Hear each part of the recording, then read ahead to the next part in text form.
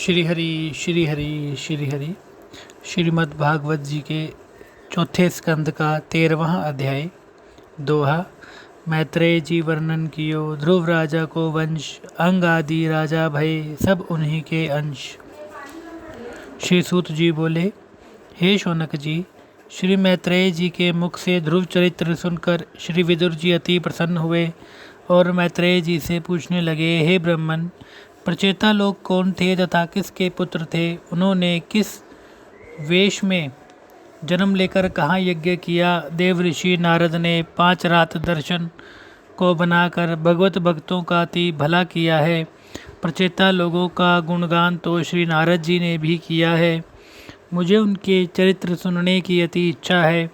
श्री मैत्रेय जी बोले, हे विदुर जी, धर्मात्मा ध्रुव के वनगमन के पश्चात उनका पुत्र उत्कल राज सिंहासन पर बैठे, किंतु वह शांत चित्त, आसक्ति रहित, परम ज्ञानी तथा वासनाओं से मुक्त था। वह ब्रह्म को आत्मा में तथा आत्मा को ब्रह्म में देखते थे। इस कारण वह मूर्ख, पागल, बहरे, गूंगे, अंधे से प्रतीत होते थे, किंतु वास्तव में ऐसा नहीं था। उनको पागल समझकर प्रजा ने उनके छोटे भाई वत्सर को राजा बनाया।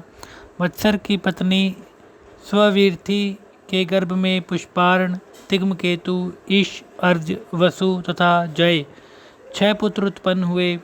पुष्पार्ण के प्रभा तथा दोषा नाम की स्त्रियों से प्रातः, मध्य आदि तथा सायं ये 3 पुत्र प्रभा के उत्पन्न हुए। दोषा के गर्भ से प्रदोष, निशीथी, व्युष्ट ये 3 पुत्र उत्पन्न हुए। व्युष्ट के पुष्करणी नाम की भार्या से सर्वतेजा नाम का पुत्र हुआ। उसकी आकुति नाम की पत्नी से चक्षु नाम का पुत्र उत्पन्न हुआ। वही चक्षु चाक्षुष मनवंतर में मनु हुए। चक्षु की पत्नी नडवाला के गर्भ से प्रस, कुत्स, त्रित, धुम्न, सत्यवान, ऋत, व्रत, अग्निष्टोम, अतिरात्र, प्रद्युम्न, शिवी तथा उल्मुख ये 12 पुत्र उत्पन्न हुए। उल्मुख की पत्नी पुष्करणी के गर्भ से अंग, सुमना, ख्याति, कृतु, अंगिरा तथा गए ये 6 पुत्र उत्पन्न हुए। अंग की पत्नी सुनीता के गर्भ से बेन उत्पन्न हुए, जिसकी क्रूरता से दुखी होकर राजा अंग वन को चले गए थे। ऋषियों ने तंग आकर वेन को अपने हुंकार से मार डाला। उसके शरीर के मथने से आदि सम्राट विष्णु के अंशावतार राजा पृथु उत्पन्न हुए। श्री विदुर जी बोले, हे मुनिवर, ऐसे गुणवान, शीलवान, साधु स्वभाव वाले राजा अंग के वेन जैसा दुष्ट पुत्र कैसे हुआ? उसका क्या कारण था? मुझे वेन के क्रूर कर्म सुनाइए। श्री मैत्रेय जी बोले, हे विदुर जी, एक समय राजा अंग ने अश्वमेध यज्ञ किया। उसमें देवताओं ने अपना भाग नहीं लिया। ऋत्विजों ने आश्चर्य में आकर राजा अंग से आकर कहा कि हे राजन, ना जाने किस कारण से देवता लोग आहुति लेने के लिए नहीं आते हैं। हमारे वेद मंत्र भी शुद्ध हैं, यज्ञ के नियमों का पालन भी किया गया है, आपकी सामग्री भी उत्तम है, फिर भी देवता लोग आहुति लेने नहीं आ रहे हैं। हमारी सलाह यह है कि आपके निसंतान होने के कारण ही यह दोष है।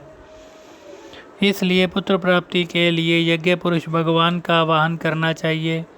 उनके आने पर देवता लोग स्वतः खिंचावेंगे। राजा अंग ने ऋत्विजों की बात मानकर ऐसा ही किया। ऋत्विजों ने पुत्र प्राप्त करने वाला पुरोडास नाम का चरु बनाया और अग्निकुंड में आहुति दी। आहुति के देते ही अग्निकुंड में से शुभ्र वस्त्रधारी दिव्य पुरुष प्रकट हुआ। वह स्वर्ण के पात्र में सिद्ध खीर लिए हुए था।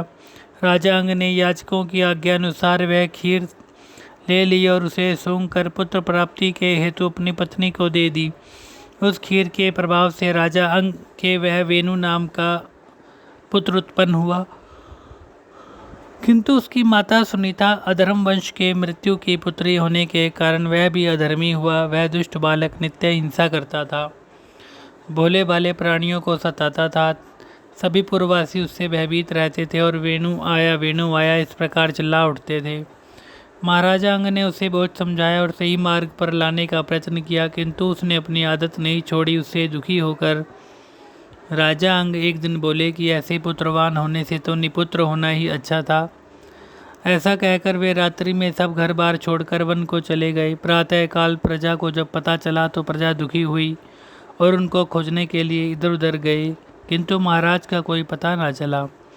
सभी लोग दुखी होकर लौट आए। इति श्री 13वां अध्याय